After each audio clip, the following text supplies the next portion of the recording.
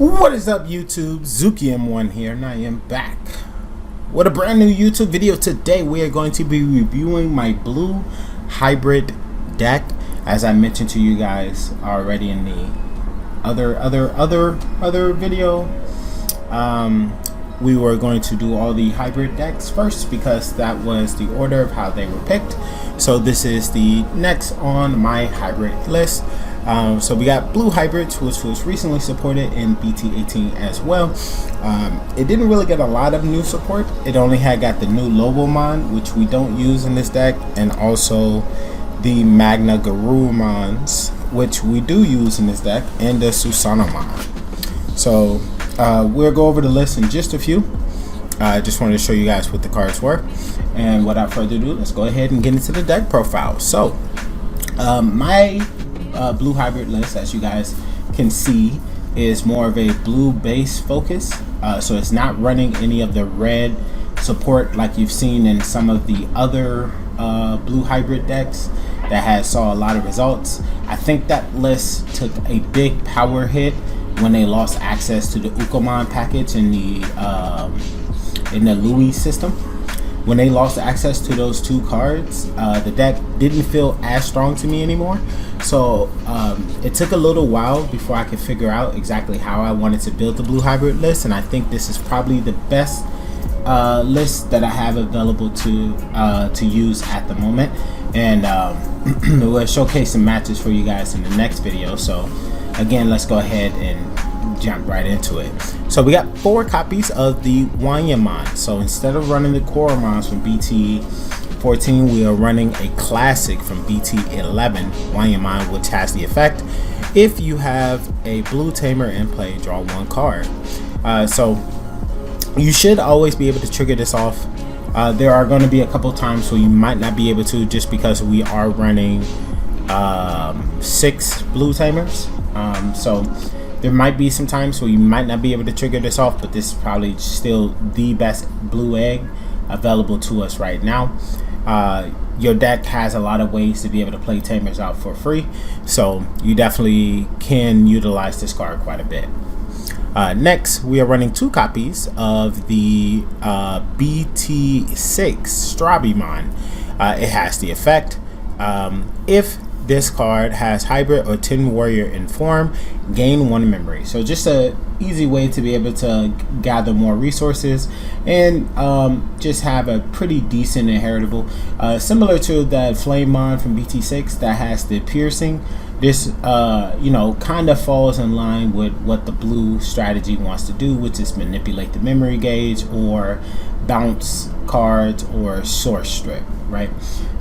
They always try to fall within what that deck strategy tends to focus on. So that's why this Strabi gives out a memory when attacking, but it's only once per turn. Unfortunately, it is not one of the when attacking gain a memory, because otherwise this card would be insanely broken and you would probably want to run this at 4, but 2 is fine. Next, we are running 4 copies of the BT7 Strabimon. It has the effect: on play, reveal the top 4 cards in your deck. You can add a hybrid, a Susanomon, or a Koji. So you can add 3 targets, but you can only add 1 copy of each of those 3 targets. So you really want to make sure you add the card that's most important to you at that moment, because you won't be able to add all of the copies. So think of blue memory boost essentially. It also has the inheritable of, on deletion, you can play a Koji from your hand without paying the memory cost. That also includes this one, because it does say his full name, so you can play this out for free off this inheritable. It also works like that with the Flamemon for the red hybrid strategy as well. Next, we got 4 copies of the BT17 Strabimon, which is arguably better than the BT7 one. It has the effect: on reveal the top 3 cards of your deck. You can add a hybrid or 10 warrior traits and 1 tamer with an inheritable from amongst them, and return the rest to the bottom of your deck. Then it has the inheritable of, you may play 1 tamer with an inheritable effect from your hand by reducing the cost by 2. So that isn't necessarily the best, but it's not bad.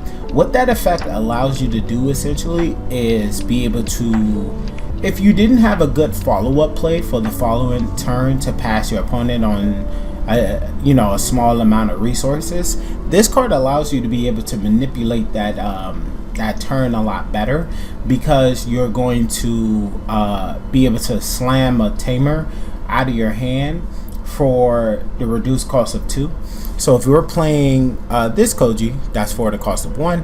If we're playing this Koji, it's for the cost of 2, which a lot of times, if you're at 1 or 2 memory, can pass the turn and then force your opponent to start their turn with 1 memory. So, it's a sneaky way to be able to manipulate your memory gauge and be able to, try to starve your opponent without having to do extra, like slamming a rookie or something like that, which some majority of the time tend to pass them with 2 or more. So this is just a little sneaky way to try to get that, those extra turns. But a lot of times you're not going to be trying to trigger this effect. So next, we got 4 copies of the BT14. Well, first, we finished the rookies. Now we're on the champions. And we got 4 copies of the BT17 Kendo Gurumon. It has the effect. Goodness, sorry. It's a fly flying around here. Yeah. So, it has the effect that it can digivolve over a yellow tamer or a tamer with the name Koji in name. If you digivolve over a tamer in name, a yellow tamer, it costs 3. But if you digivolve over Koji, it costs 2. It has the effect when attacking, draw 1, and then when attacking, you can perform its slide evolution to go from Kendo into Lobomon. So this is a great transition in just a few seconds. It also has the effect when attacking, if you have 7 or fewer cards in hand, draw 1 card. So I'm not sure about the sequencing on that, like if you're able to trigger the inheritable while it's still attacking in the same attack. I think you have to unsuspend to trigger the Kendo Gurumon's effect. I'm not 100% sure, but I believe that's how the sequencing work with the Kendo Gurumon, because the attack is already in progress for you to not be able to check to see the inheritable of Kendo because he just got evolved over, if that makes sense. Next, we are running 4 copies of the BT17 Lobomon. It has the effect you can digivolve over a yellow tamer for the as a level 3. As I mentioned before, it costs 3 to do that, and then it has the effect if you specifically digivolve over a Koji or a Kendo Gurumon, it only costs 1. So, it costs 2 to digivolve over Kenji, and then 1 to digivolve over Kendo Gurumon. But again, just like I told you guys in the red hybrid video, you will never trigger that effect because you're always going to only use this guy as the slide evolution for Kendo Gurumon, because he can digivolve into another Digimon, another hybrid in hand. So for the reduced cost of 1.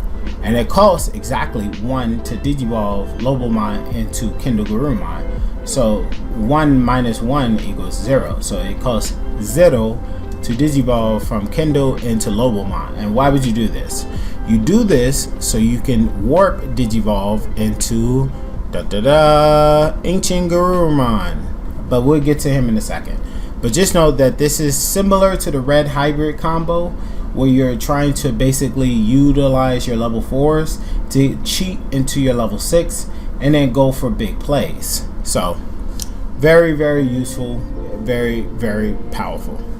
Next, we are running 4 copies. And the inheritable is when attacking, if you have 7 or fewer cards in hand, draw 1 card. So similar to the Kendo, when you digivolve into the Ancient Gurumon, it won't get a chance to see that because the attack is already in progress. So you won't be able to trigger the when attacking to draw 1 unless you unsuspend. Then next, we are running 4 copies of the Promo Lobomon. It has the effect.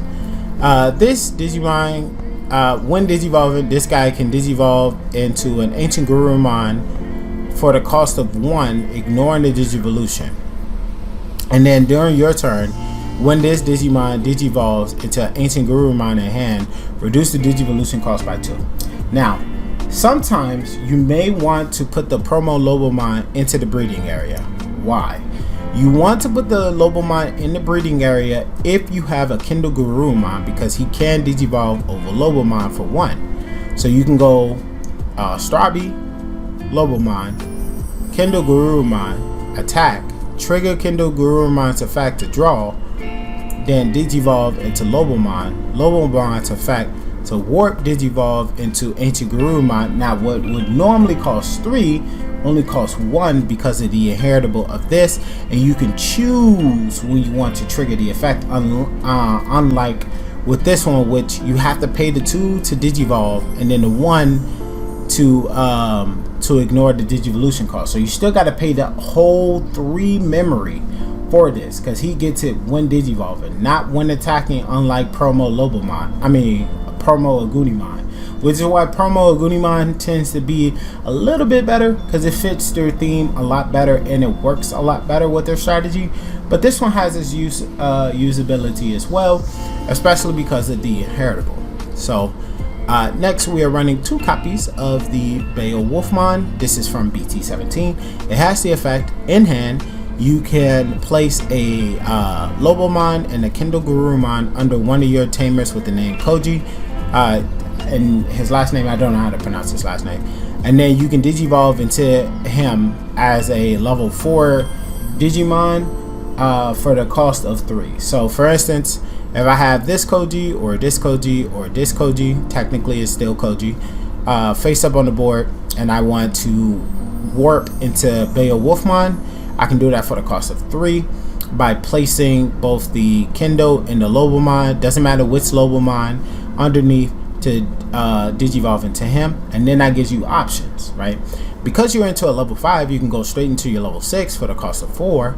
Yes, it's still pretty expensive, but because if you use this is only costing 2. So you can Digivolve into an Ancient Garurumon for the cost of 2 that will not delete himself at the end of your turn. So if it costs you 3 to Digivolve, then 2 to go into your level 4, I mean your level 6, and you bounced a card on your opponent's side of the board and did a chip of damage to your opponent as well, and then the following turn they have to respond to this Ancient Garurumon, otherwise you're going to do it all over again, that's a lot of value, right?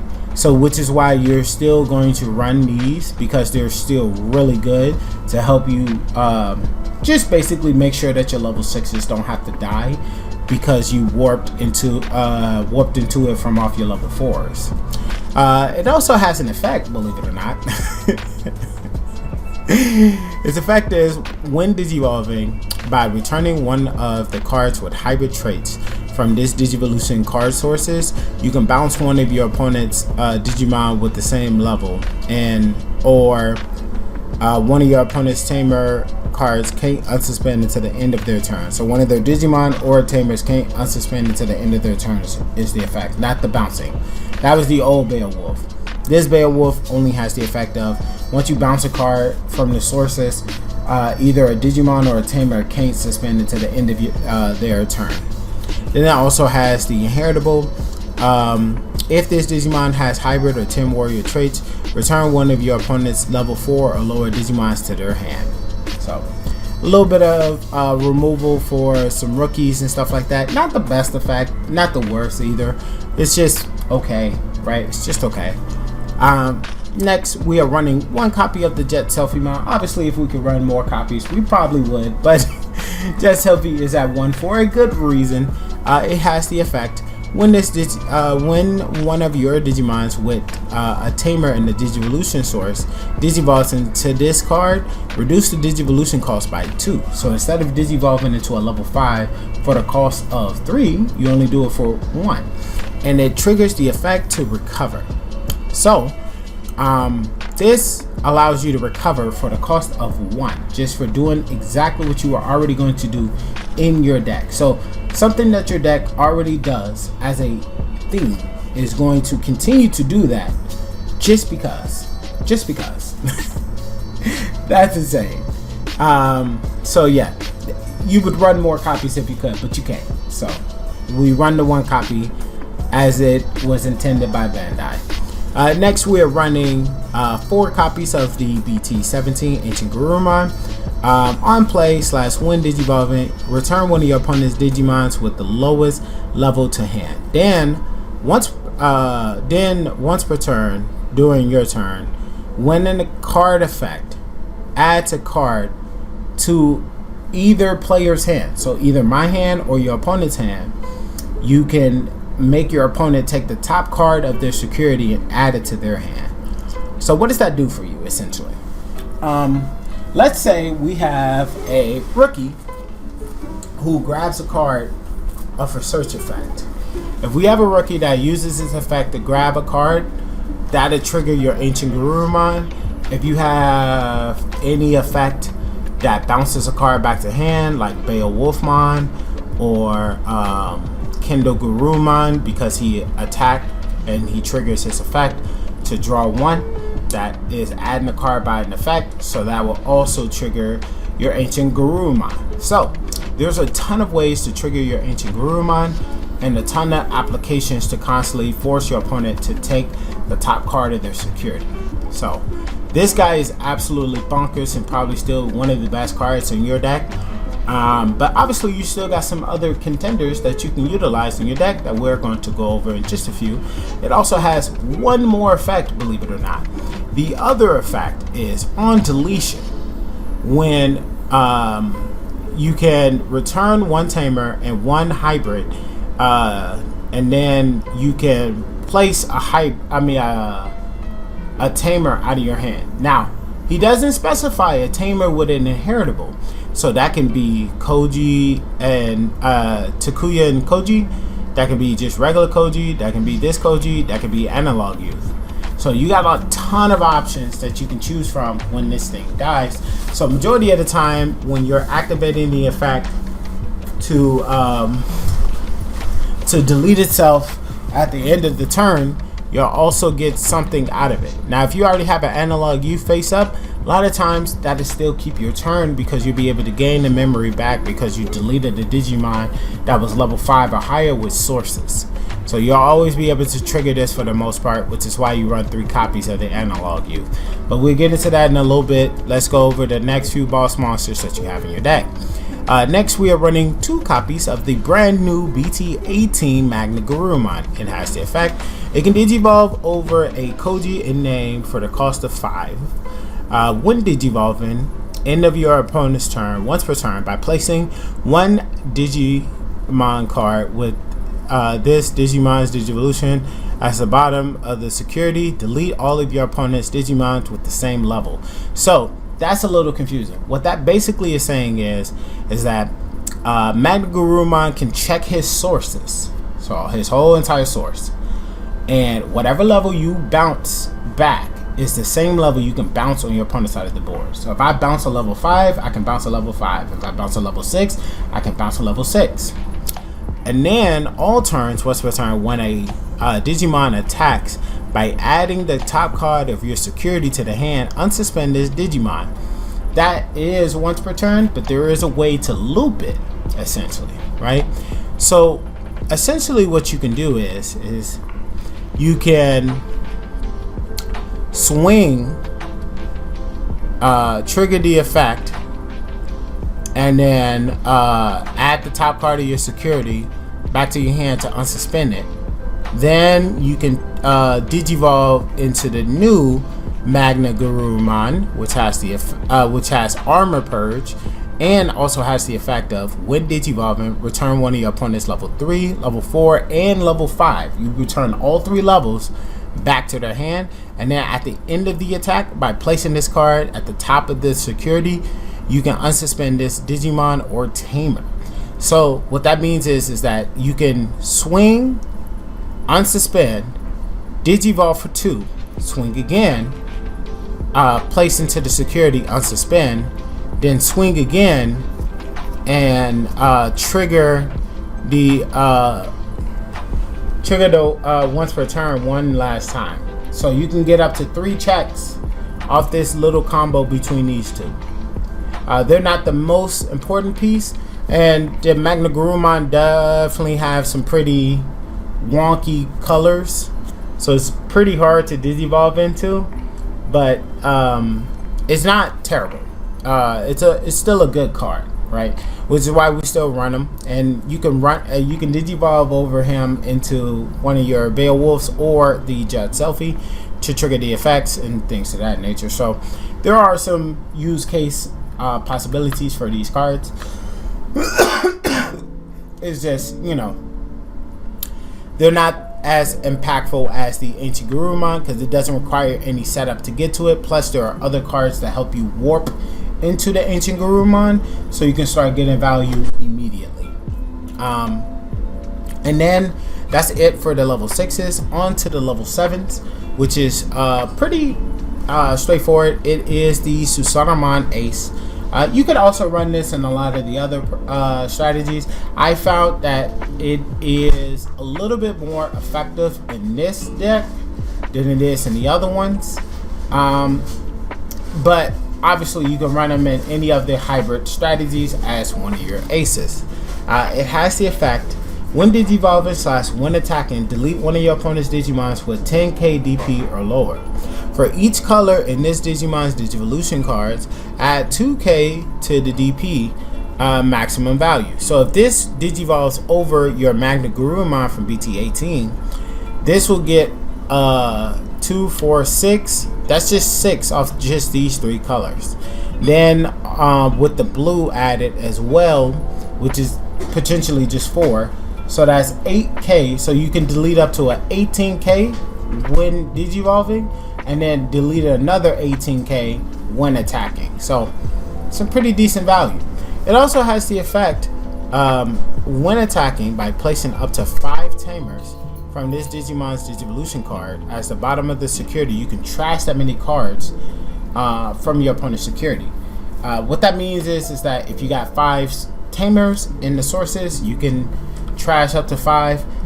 Chances are that's not going to happen. You're only going to probably be able to trash 1 most of the time in this deck, unless we're running the Susanamon strategy, which we are not. That's a whole different deck that I will showcase to you guys at a later point in time, but just know that this one particularly is just focused on Susanamon. On the Garurumons and Ancient Garurumon stuff. So this guy is just there for extra layer of security and a trash during your opponent's turn if you digivolved over one that already had a Koji source, essentially. Next, we are running 2 copies of the BT18 Takuya and Koji. It has the effect of being a memory fixer, and it also does at the start of your main, depending on the number of tamers. So if you have 1 tamer, you can place 1 Digimon with Hybrid in the source. If you have 2, you can place 2. But if you have 3, you can only place 2. But if you have 4 tamers, you can put up to 4 sources into it, because it goes by integers of 2. So pretty impactful, especially because its inheritable is at the end of your turn, this Digimon with Hybrid or Tin Warrior in trait may attack a player. So sometimes, like I mentioned before, in the red hybrid deck, but let's say you're not a fan of the red hybrid, so you didn't even look at that video. If you swing with this effect, while also at the end of the turn this is supposed to delete itself, what essentially happens is because both effects are happening simultaneously, the window for it to delete your Ancient Garurumon will pass, and you can keep your Ancient Garurumon face up on your board. I know that sounds crazy as hell, but know that yes, that is a real effect. It was officially created by Bandai. You can look it up. It is absolutely bonkers. I don't know why they did that, but both this and the Ancient Greymon are both golden when it comes to that particular situation. They do not care about deleting themselves if you're using the Takuya and Koji because of that inheritable. So take that for what it is. Next, we're running 3 copies of the BT17 Koji.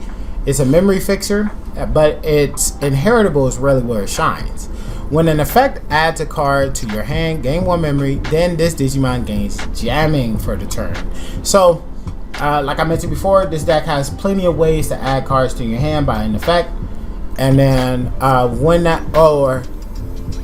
your hand, not to either player's hand. It's not as good as this guy, but it is still really good. So as long as the card gets added to your hand, you can trigger the effect, gain a memory, and gain jamming, but you can still be blocked. That's where this Koji comes in.